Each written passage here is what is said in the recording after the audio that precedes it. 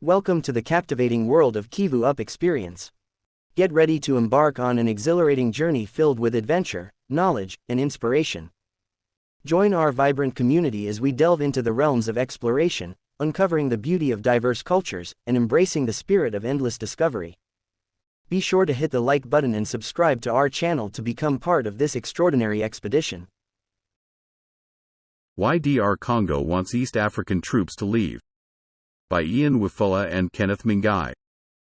After just 11 months in action, the East African force set up to curb militia violence in the Democratic Republic of Congo has been ordered to leave the country. The Congolese government said it would not extend the East Africa Community (EAC) regional forces mandate after months of Kinshasa complaining about the group's ineffectiveness. The decision not to extend the troops' stay comes as violence between the M23 rebel group and pro-government militias erupts in DR Congo's troubled eastern region once more. What was the regional troops' mandate? The East African Community, EAC, a union of 7 countries, sent its troops to DR Congo last year after a resurgence in fighting by the M23. The force was agreed shortly after Dr. Congo had joined the regional club. Formed more than 10 years ago, the M23 has taken over large swaths of territory in the east, arguing that it does so to defend the interest of ethnic Tutsis against Hutu militias it says are backed by the government. Burundi was the first of 4 countries to send its troops to DR Congo in August last year, followed by Kenya, South Sudan and Uganda, with Kenya in overall command. The EAC's regional force insists its mandate is to oversee the withdrawal of armed groups from captured areas. However, the Congolese government and local communities want the force to engage in direct combat with groups like the M23. The force was established to work alongside United Nations troops who were already in the country. The UN peacekeeping force, known as MONUSCO, has become increasingly unpopular for its failure to end the conflict during its 25-year deployment.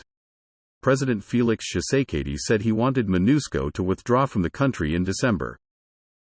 In a recent statement, the EAC said its forces were dedicated to working closely with the government to enable the safe return of internally displaced people to their homes and enhance the overall protection of civilians. Its mandate has been extended twice since the mission began. Why does DR Congo want East African troops to leave?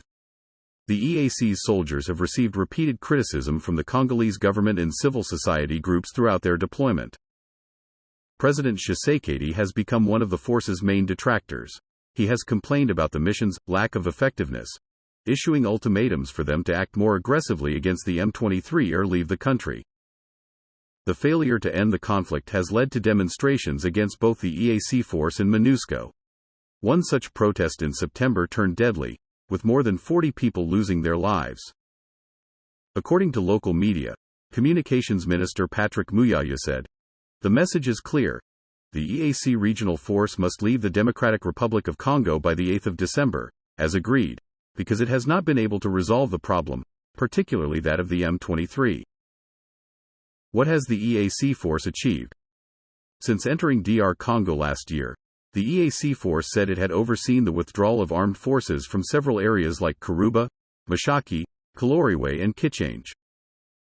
However, achieving complete stability has proven to be challenging. The force has faced logistical and operational difficulties. On Tuesday, a mortar attack launched by rebels killed a Kenyan soldier attached to the force. He was the first Kenyan member of the force to be killed.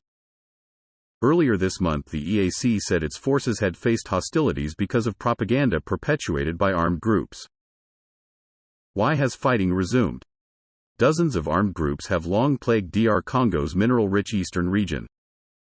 After a precarious 6-month truce, fighting resumed between M23 rebels and pro-government forces, known as Wazalendo, this month. The government in Kinshasa accused the M23 of failing to disarm and uphold the ceasefire. The M23 in turn blamed pro-government forces for the resumption of the violence. DR Congo's army said it was still respecting the truce, but witnesses contest this, saying soldiers and pro-government loyalists have been fighting together against the M23. Civilians have been caught up in the renewed violence. Just last week at least 60 were killed in attacks on North Kivu's Rutshuru territory, a local official said.